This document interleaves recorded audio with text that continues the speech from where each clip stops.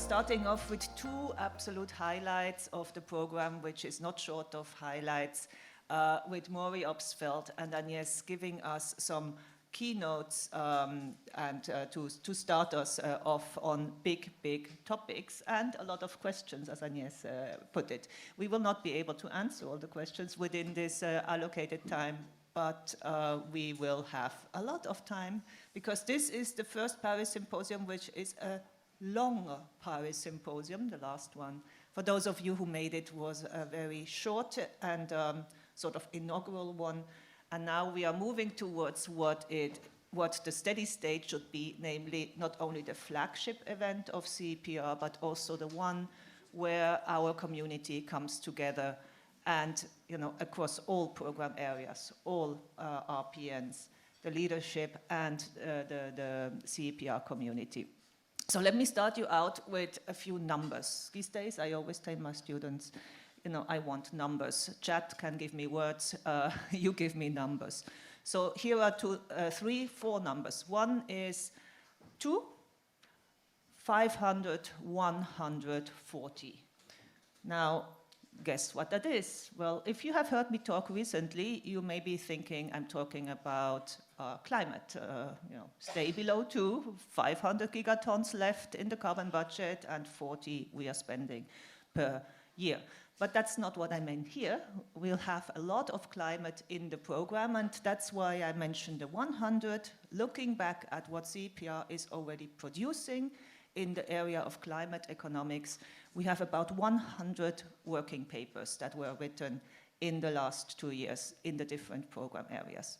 So that's the 500. The 2, in this case, relates to our second Paris Symposium, and 500 is an underestimate of the number of people who have registered. And 40 is, of course, the number of years that CEPR has been around. It's our 40th birthday, and we will be celebrating it a whole week long. So with this happy numbers, let me hand over to Agnès, who will say a few words of welcome. And Agnès, the floor is yours. Thank you, Beatrice. Hello, good morning, everybody. Welcome to the Banque de France, to this auditorium that is a masterpiece of our headquarters. We have a very intensive program. I'm very impressed by the program you have been able to build up, and extremely happy of this partnership at the Banque de France. We're extremely happy with this partnership with CEPR. The symposium is the most visible part of it, but there are workshops very regularly, and I think that having CEPR in Paris, it means a lot for us, and we really enjoy these collaborations. So I will say more maybe tonight where I will elaborate on this.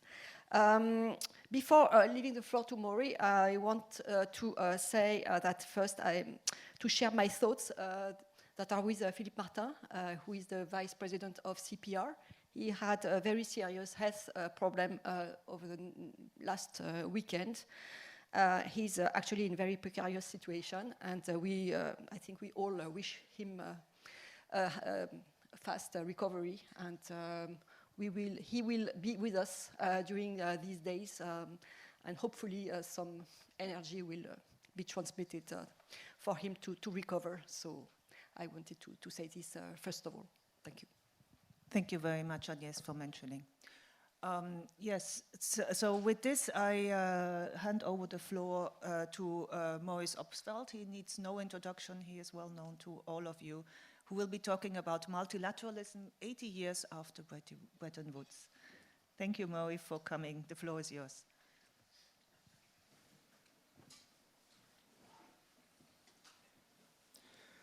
Okay, thank you, Beatrice. Thank you, Agnès. It's a pleasure to be here at this symposium, the second CEPR symposium. Very sorry I missed the first one. And it's a pleasure to be sharing this hour with Agnès, and I thank her for co-hosting today. Well, we are living in an age of polycrisis. That's become a cliche. The term was first introduced by Edgar Morin with Anne Brigitte Kern in 1999 in relation to climate. Jean-Claude Juncker brought it back in relation to political and economic events in Europe, and now Adam Tooze has popularized it again in 2022, and I think appropriately so, as we all sense, even more so since October 7th, an accelerating sense of crisis in the world. There's a long list of global challenges. I think one could add to this list, and they're not mutually independent. They interact, which is what makes the polycrisis so worrisome. Climate, of course, is top of mind. Public health was top of mind during the COVID crisis. We seem to have moved on mentally. I would argue that's a huge mistake. Nuclear proliferation is back and is problematic. Financial instability threatens. Related to those, cyber risks threaten. Food security remains a huge problem throughout the world in this environment of climate risks, of periodic droughts, of geopolitical risks. Related, the global refugee problem, both refugees displaced across borders, especially, but also internally. Terrorism, carried out by non-state actors, sometimes supported by state actors. And the problem of stable, sustainable, equitable growth, which is what many of us went into economics to try to address. One could drill down into all of these. I'm not going to, because you're familiar with all of these, but just one, the nuclear threat, is really becoming much more worrisome with the spread of nuclear weaponry to actually and potentially to a number of new state actors. Thankfully, nuclear weapons have not fallen yet into the hands of terrorists. That could happen. Some of these challenges were not known in 1944 and 1945 when World War II ended. The nuclear problem had just come on the scene. But other challenges have reemerged. What these challenges have in common is that they all require joint multilateral action in our world of interdependence and interconnection. But at the end of 2023, what are the prospects for multilateralism or even plurilateralism in today's world? If you look at Foreign Policy magazine, you will have noticed its fall 2023 cover banner headline, "Multilateralism is at a dead end." 80 years after the Bretton Woods system was created, we realized that the end of World War II was a unique moment in recent history. It was an effectively hegemonic moment, given the US dominant economic and political and military position. And it was a moment when big multilateral institution building was possible and happened, mainly via the United Nations organization system. This has left us with legacy institutions, and the topic I want to explore today is how can we leverage that success? How can we build on those institutions? How can we build on the real accomplishments of the last 80 years to avoid slipping into a world much more like that of the interwar period and its disasters, which every daily headline seems to make more likely? Everyone in this room will know what the Bretton Woods Agreement did in July 1944. It set up the IMF, the World Bank, a global system of fixed but adjustable exchange rates based on rules of sorts that would promote economic recovery while preserving social stability. And I emphasize this photo of Bretton Woods to remind us that the USSR actually was a party to the final act of the conference. Ultimately, it did not join the IMF or the World Bank, and that was a big tell about the way that the Cold War would play out in the subsequent decades. Now, Bretton Woods had a dual foundation. One goal was global recovery and development, and the position of the negotiators was that this would require international trade to be restored, to be vibrant, and to occur within a framework that excluded the volatility and the beggar thy neighbor actions that plagued the interwar period. A second foundation was Keynesianism, or more precisely, the Keynesian view that macro policy could be deployed to preserve full employment and thereby to promote social stability. This quote from a forthcoming work by Patricia Clavin and co-authors, I think, is apposite. Keynesianism offered a solution to the mid-century dilemma of Western capitalism, how to balance the market against the need for governmental domestic policy to support and protect democracy.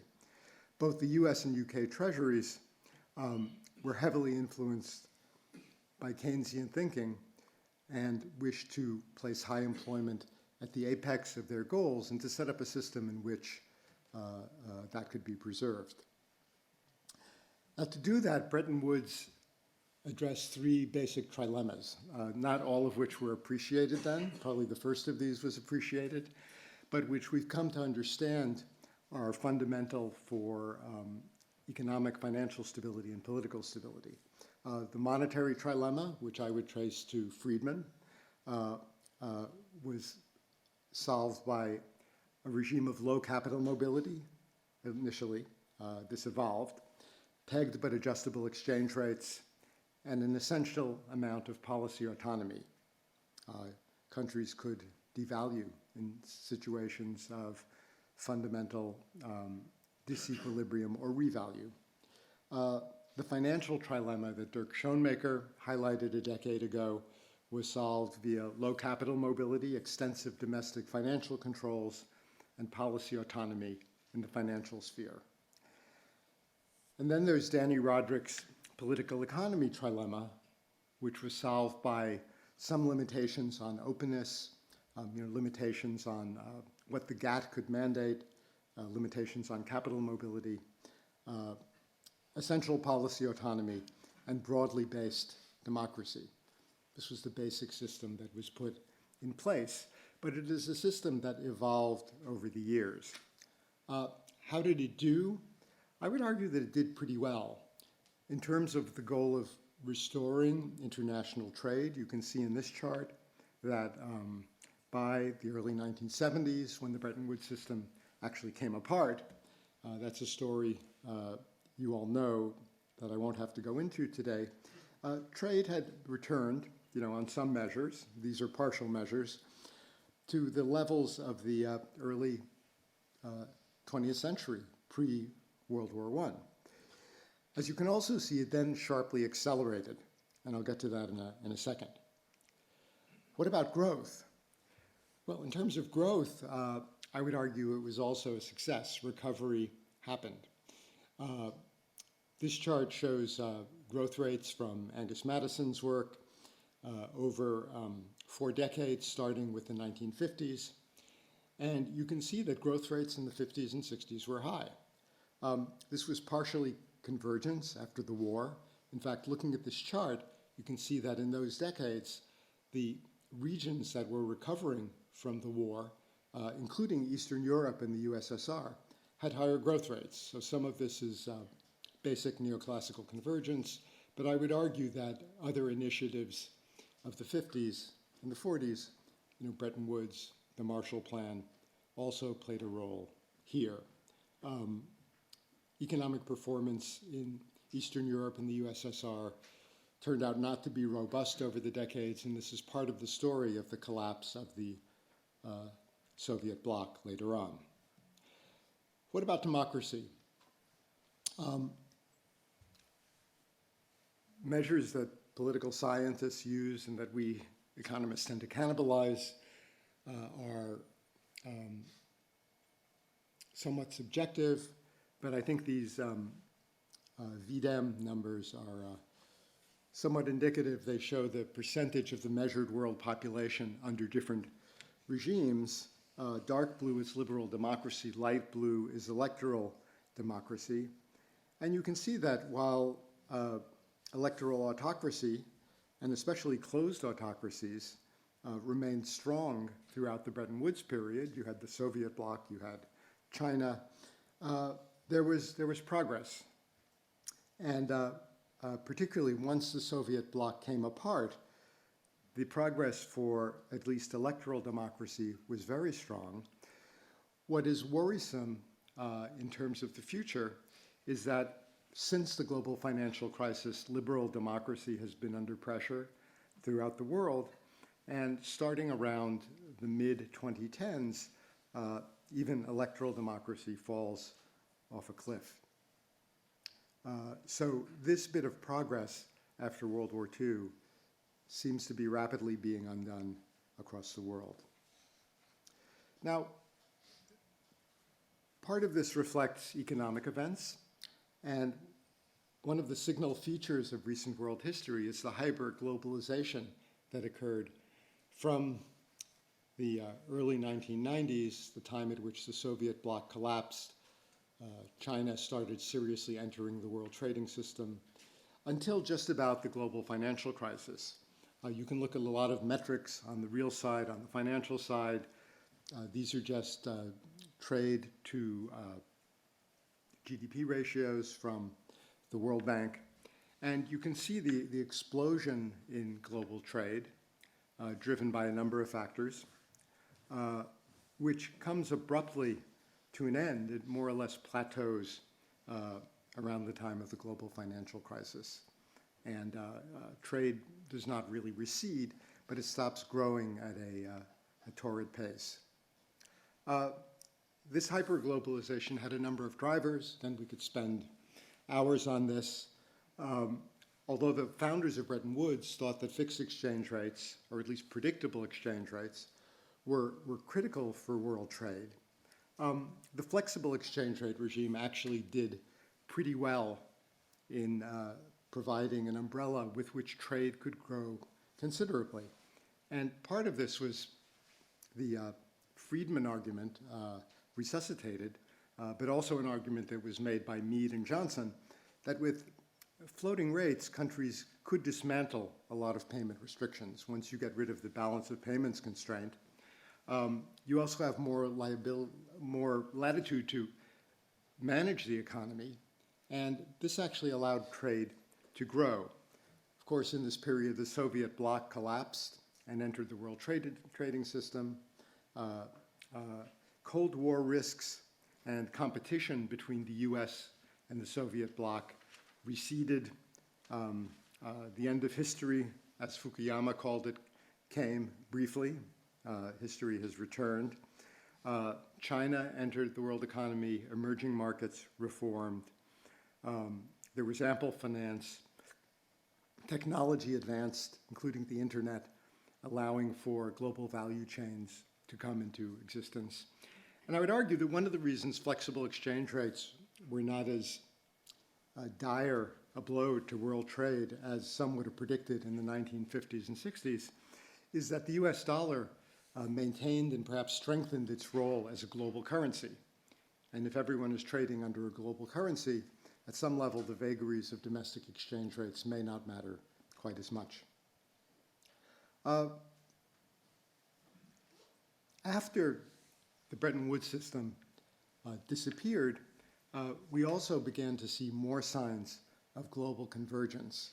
But it took an interesting form. Again, one can look at many indicators. None is perfect. Here we just have GDPs at market exchange rates. And what we can see here is that the US, since 1980, which is when the World Economic Outlook database numbers start, has pretty much maintained its share of GDP at roughly 25%. It is the advanced economies outside the US that have declined in their global shares. Emerging markets other than China have risen. And most strikingly, China has risen as a percent of GDP. Now, these numbers also reflect exchange rate changes, and the effects of those are fairly obvious in the data, but the trends, I think, are pretty clear. And this point that the weight in the world economy of emerging markets, of developing economies is growing is, I think, a very important theme for how we talk about the way forward for multilateralism. Well, today, it's become obvious that global trade and multilateralism confront serious threats. And if it wasn't obvious before, it certainly became obvious after Russia's invasion of Ukraine, which in particular exacerbated already tense relationships between the US and China. I would argue that there are two main areas of friction here. One is geopolitics. The strategic rivalry between the US and China has raised concerns about supply chains, security issues in trade. The global south is somewhat alienated within this conflict and is standing aside, keeping its own counsel. And we can begin to see evidence in the data, not so much of a decline in world trade or finance, but in terms of greater fragmentation along political lines. And the IMF presented some very interesting findings on this in the last World Economic Outlook and is doing some further work that demonstrates this point. There's also the domestic backlash issue. This is not just a result of trade, it's a result of structural evolutions which have fueled political polarization, skepticism about trade, immigration, the EU and the Euro themselves, with very complicated cross-cutting divisions across income levels, regions, cultural orientations, religions, and all of these have also given rise to industrial policy responses, which in some cases increasingly contravene the types of global rules that the WTO has tried to maintain.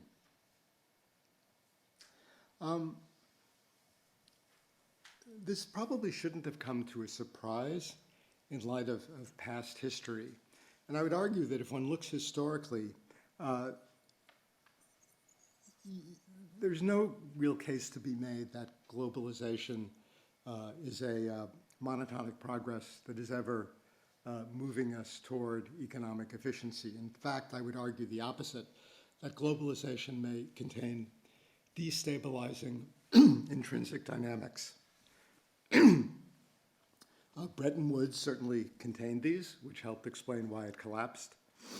If the Bretton Woods goal of promoting growth outside of the US leads to the migration of economic power in the world abroad.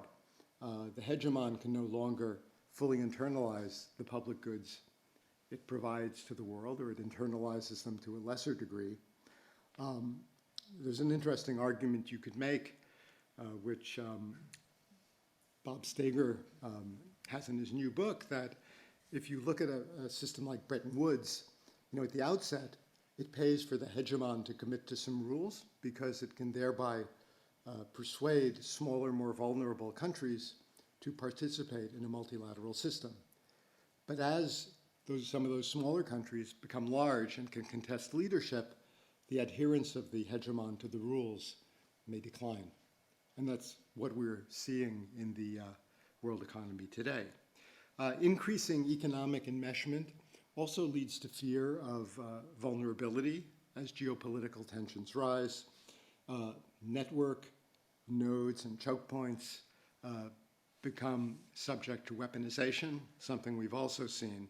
And this is very contrary to the argument that Montesquieu and other classical philosophers made in the 18th century, that trade naturally would lead to peaceful engagement. How do we address these global challenges despite all of this? It's not easy, because in an environment of polarization, the voices of the right and the left are louder, and the far right and the left seem to agree on being against globalization in many of its forms. Both of them argue that it's inconsistent with democracy, so this echoes the Roderick trilemma, even though their definitions of what democracy is might be quite different. So I think the advocates of globalization are obliged to make the case for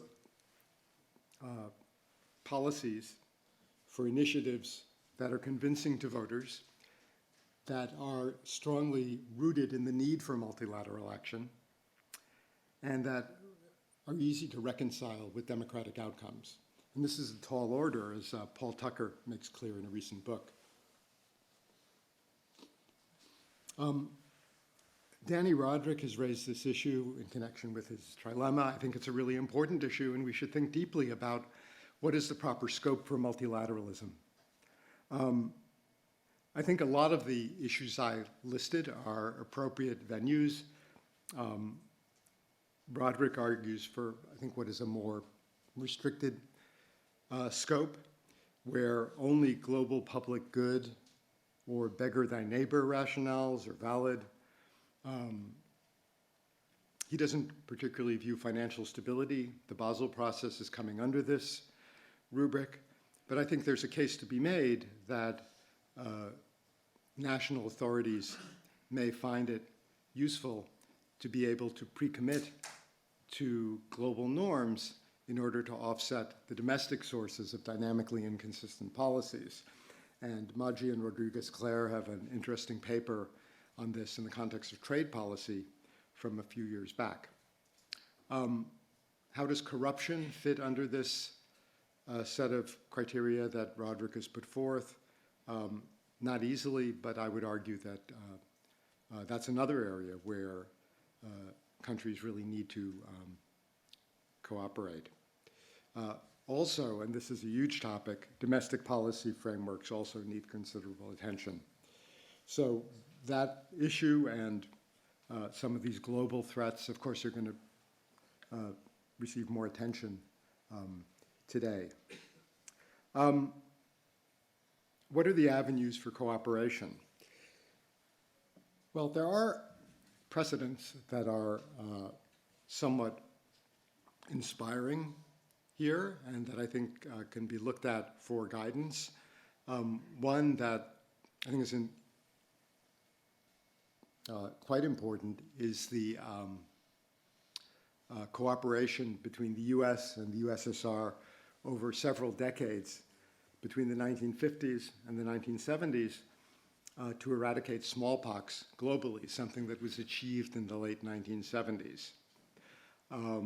This was the height of the Cold War, yet these two countries were able to cooperate. And in fact, it was an example of their channeling their global competition into an actually productive outcome, because both of these adversaries were able to highlight their particular advantages in their work with the developing countries, which were a big arena for their geopolitical competition, very much as we see between the US, Europe, and China today. I would argue that these precious existing international institutions that were created 80 years ago, or in some cases a few years after, need to be invested in, strengthened, and preserved. China, in fact, is still heavily engaged in these initiatives, in these institutions, despite pursuing other initiatives which could be viewed as aiming to set up an alternative international system, an alternative international system of rules. So we're sort of at a moment where China is hedging its bets. It's trying to set up alternatives.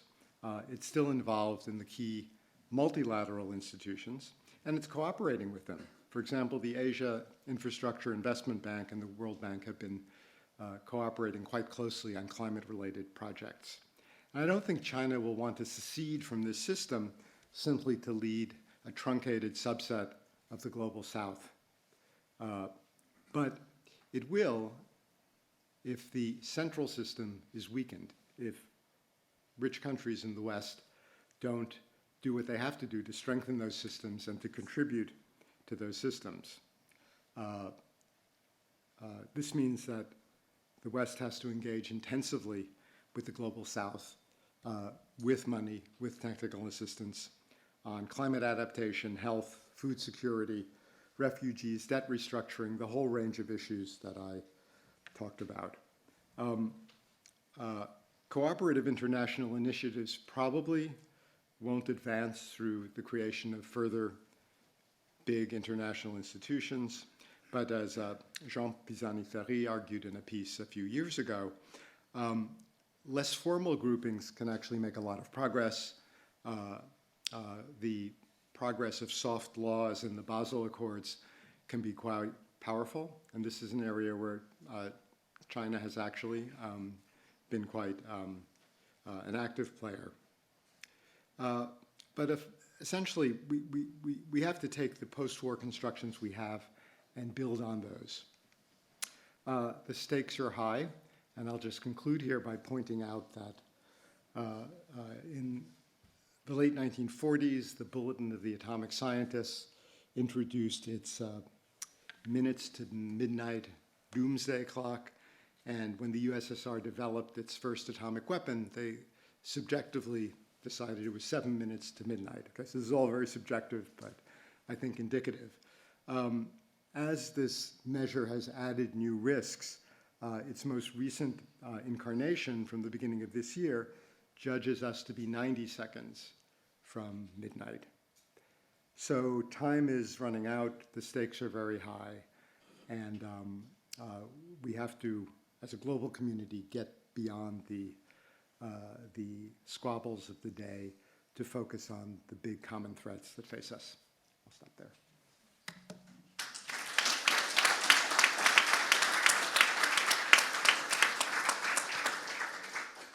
Thank you very much, Maurice. You have promised to do a lot, and you did even more, and this last picture will definitely stick in my mind. We now have Agnès and her keynote. Thank you very much again for having us here. The floor is yours. Thank you, Beatrice. My topic today is global imbalances. So it's a bit of a challenge, actually, to talk about this topic in front of Maurice.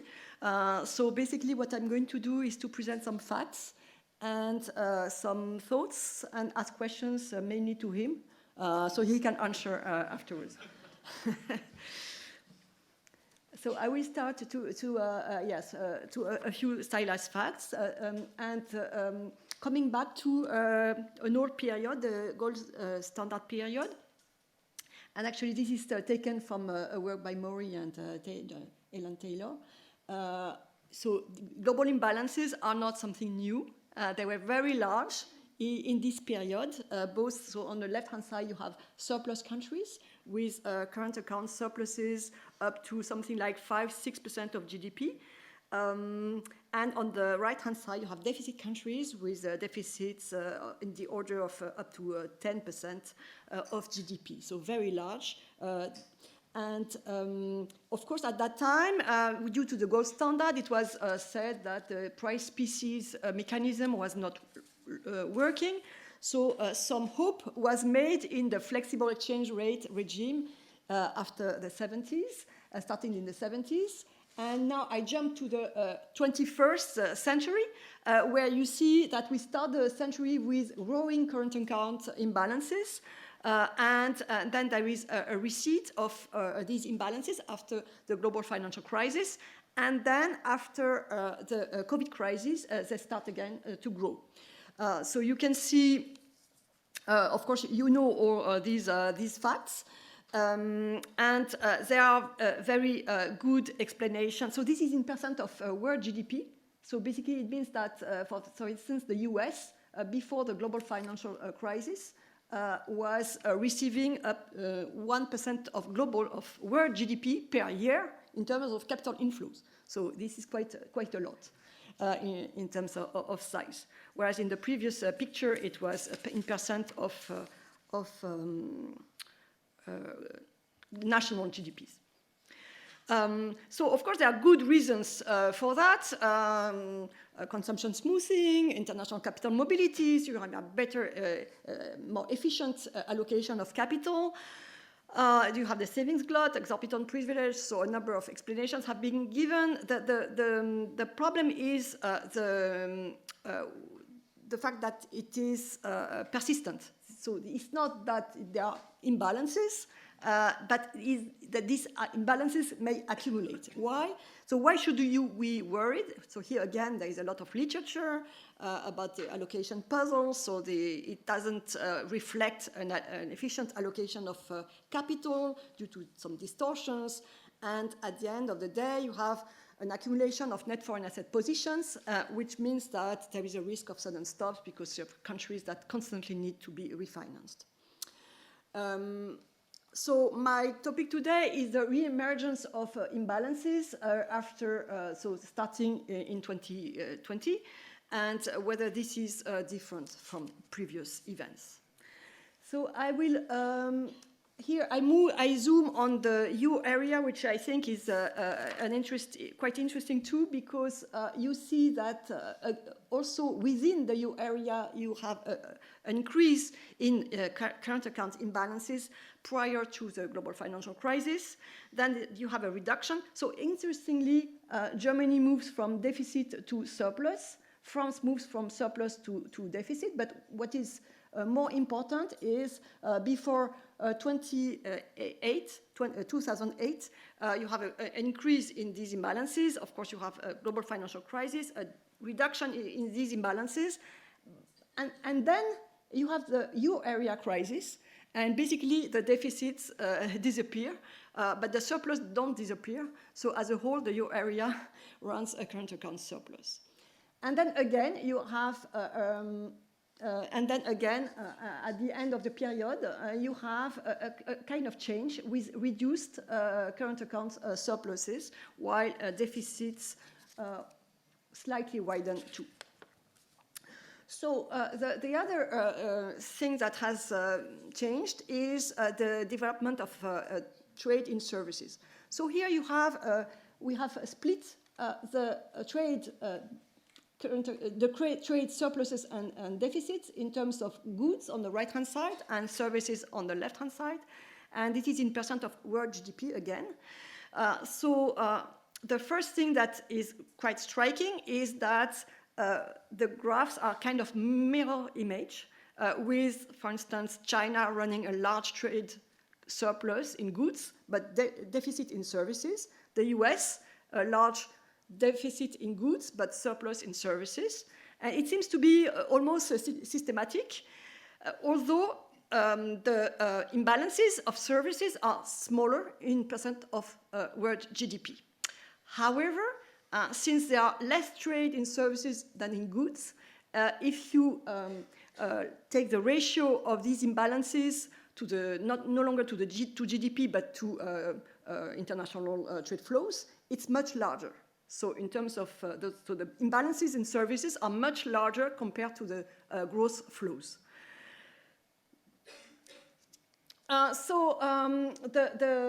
This is another way to see it.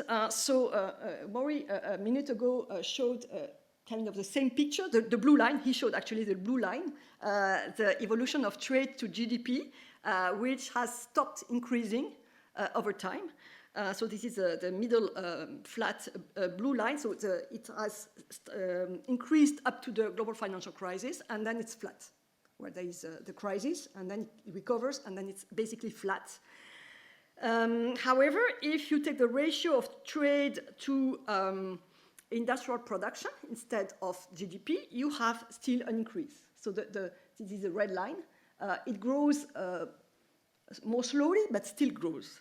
And how to reconcile this is the share of industrial production to GDP, which is falling. So the so-called slow globalization is in fact, can be explained by the rise in services in GDP. And since services are less traded internationally, this ends up with a flattening of the trade to GDP ratio. Another thing that we need to take into account when we look at global imbalances is the increase in capital gross income flows. So, of course, if you have an accumulation of imbalances, you end up with rising net investment positions. And to the extent that the interest rate or the return is non-zero, then the share of primary income flows in terms of GDP or in terms of compared to trade flows grows. So this is both the case in terms of gross income, gross capital income, and net capital income. Here you have a measure of gross primary income, and you see that the share, so it grows faster than trade, and this is more and more impacting current accounts. Especially when interest rates start to increase, which we have seen recently. So the sudden rise of interest rates in the short term, the impact on the balance of payment goes essentially through capital gains, which most of them are unrealized. So this is what is shown here. On the left-hand side, you have the net international investment position in 21 in percent of GDP. So on the right-hand side, you have, for instance, China with over 100 of GDP, Japan and the Netherlands. On the left-hand side, you have Greece. You have the US, which is the big circle with a negative net investment position. And the vertical axis is the valuation effect, the valuation change. So when you have more assets than liabilities, then the fall of the value of assets is dominant, which means that those countries with a positive net investment position have lost from this valuation effect, whereas those with a negative net position have gained. And I'm singling out France, which has a negative position of about minus 40% of GDP. And this is what happened recently with France, so the last bar in 22. You see that the valuation effects have increased the value of the position in terms of GDP by 7 percentage points, which is a lot. Of course, this is only unrealized capital gains. So going forward, what will dominate, of course, is the rolling of the debts and at higher interest rates, which will diminish the net investment position. So this is to say that with larger stocks, we need to take into account much more the accumulation, the impact of monetary policies and the evolution of long-term rates into our analysis of the evolutions of current account, hence global imbalances. Finally, this is a footnote because it's so well known, it's not new. The dominant currencies, there is a large literature about that. The fact that these balance sheets are not in domestic currency, there may be some currency mismatch. So the impact of currency, exchange rate variation is may be counterproductive in terms of stabilization. And also the disconnect between the bilateral exchange rate, the bilateral terms of trade, and so as a consequence, the limited impact of bilateral exchange rates on bilateral trade, which is also a factor that will reduce the effectiveness of exchange rate adjustments. A multipolar monetary system may be stabilizing in this respect, but it's still not there. We are very far from there. So I am going to wrap up this first part of my talk, which is there are three elements that may involve weaker adjustment of current account imbalances. The first is the rise of services trade. There is some literature showing that trade in services is less elastic to relative prices than trade in goods. Second is the rising stock position. So income flows are increasingly important as a determinant of capital account balances, and there is a lot of inertia in that, strong role of the legacy of the debts and assets. Also, sensitivity of current accounts to interest rate, not just to the exchange rate, but to the interest rate. And finally, the dominant currency paradigm, which means that expenditure switching channels may be muted and so slowing down the external adjustments. So in recent years, we have experienced a number of shocks. The first, so I will illustrate with COVID. COVID had several implications. The first one, of course, was the provision of, the most immediate impact was the provision of medical goods by China. So an increase in the Chinese trade surplus, a reduction in the trade balance of importing countries. But more importantly, here you see the composition of net lending or borrowing by sector in 4 countries. And in 2020, you really see a break with an increase in the government deficit and an increase in net savings by the private sector. Something that has not come back, so in several countries have not, so look at Italy, we are not back to the pre-COVID situation. So this is also something that we need to take into account. Of course, then there was the increase in energy prices, so with an increase in trade accounts of exporters and a reduction of trade account of importers. So the big question is whether this kind of evolution is maybe temporary or permanent, and I will come back to that in the third part of my talk in relation with climate change. Another, of course, a major shock in 22 was the invasion of Ukraine by Russia.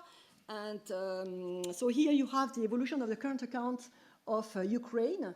And in 22, you have, of course, a big change. So this is in percent of Ukrainian GDP. So you have, of course, you have a base effect, denominator effect. So we need to keep in mind that in the past, the wars had different impact on the current account depending on the support by the allies.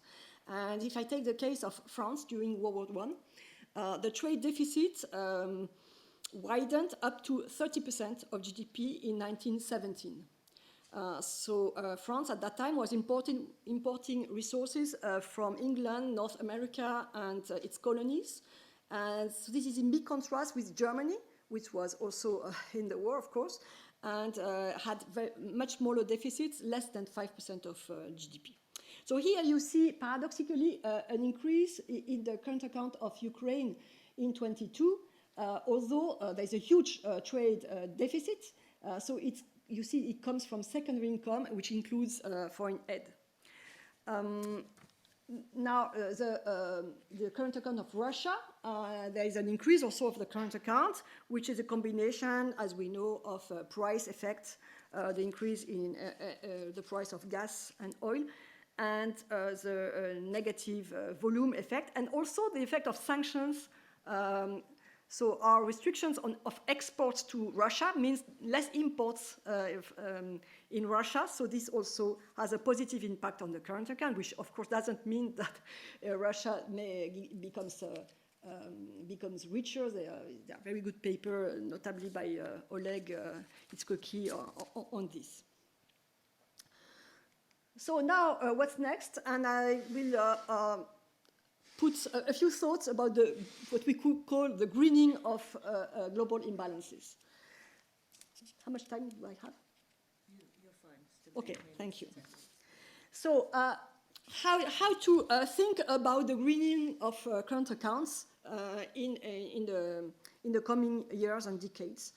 Maybe there are three main groups of questions we need to ask ourselves.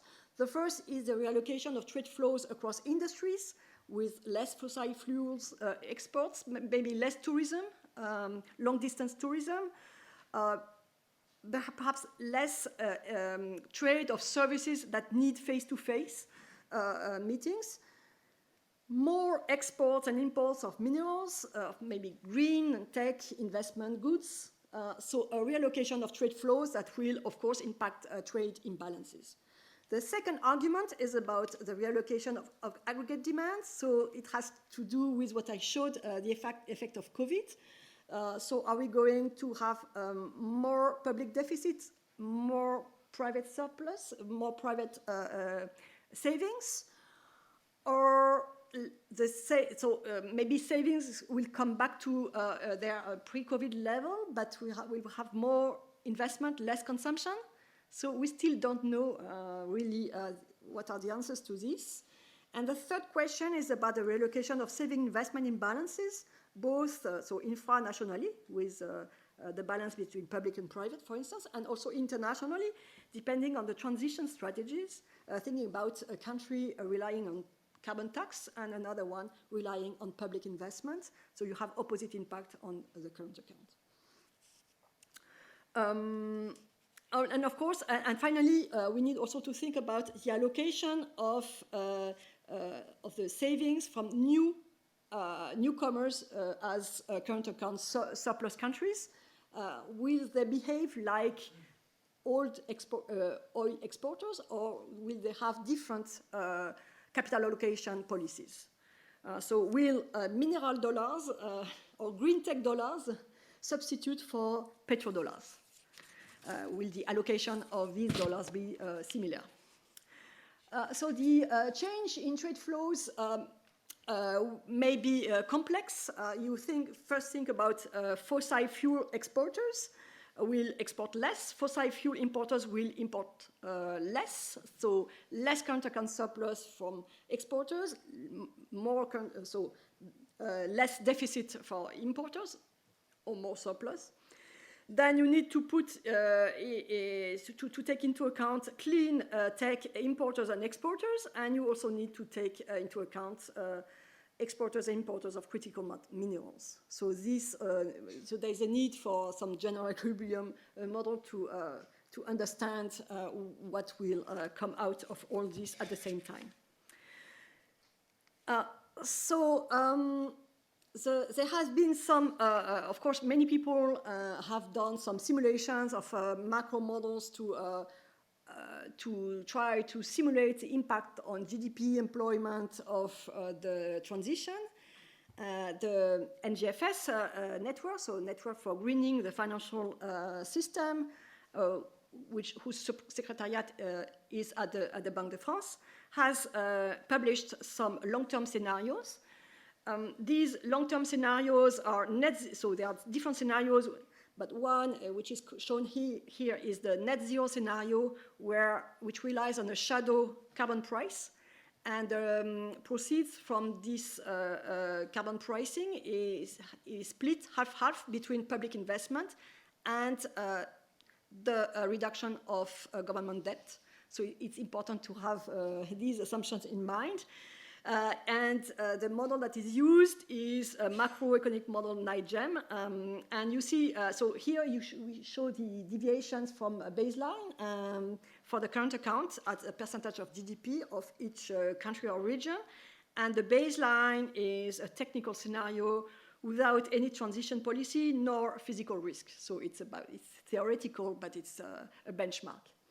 So what you see is that the transition will make oil exporters less, we reduce the current account surplus of oil exporting countries, which makes sense. So Middle East, Russia, of about minus 6 percentage points, for instance, in 2040 for Russia, or minus 3% of GDP for the Middle East.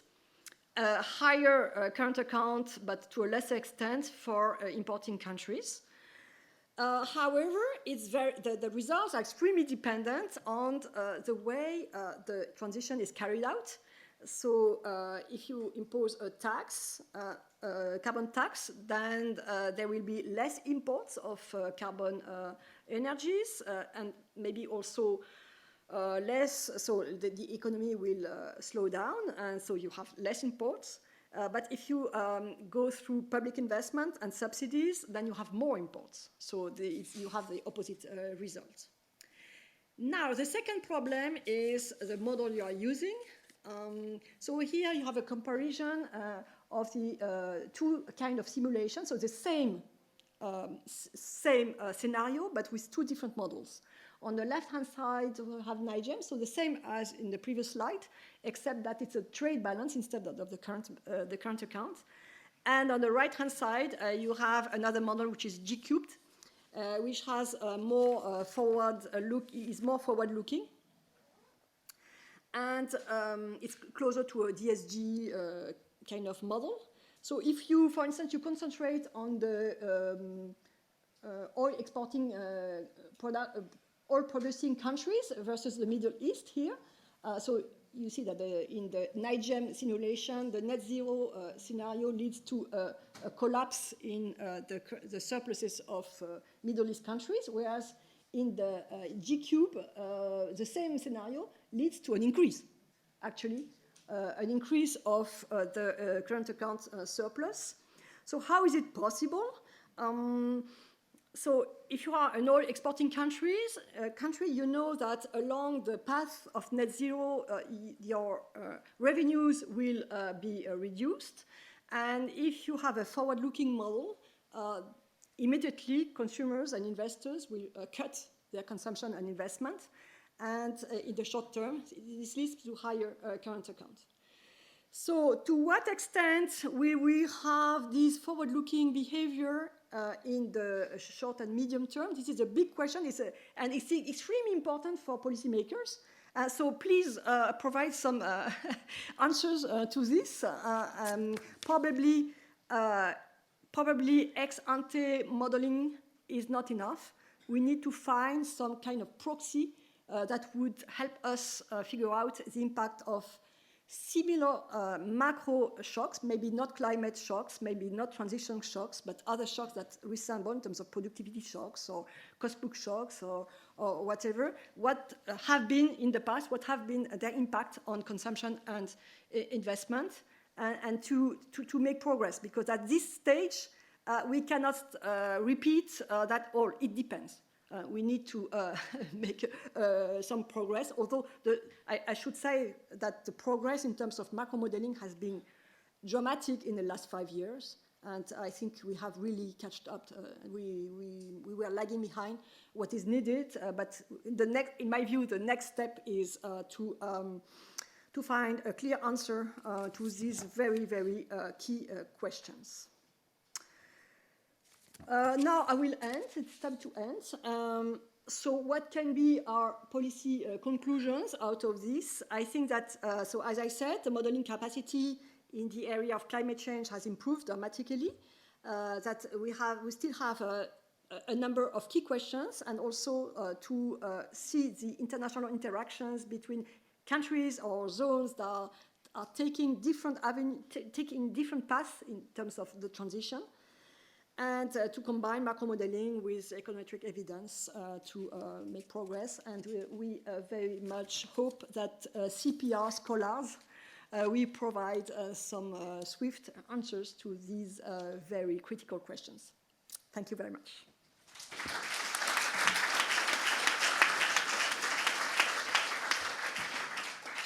Thank you very much, Agnès, for all this food for thought and the challenge issued at the end, which, yes, I think you are right. We should live up to that kind of challenge.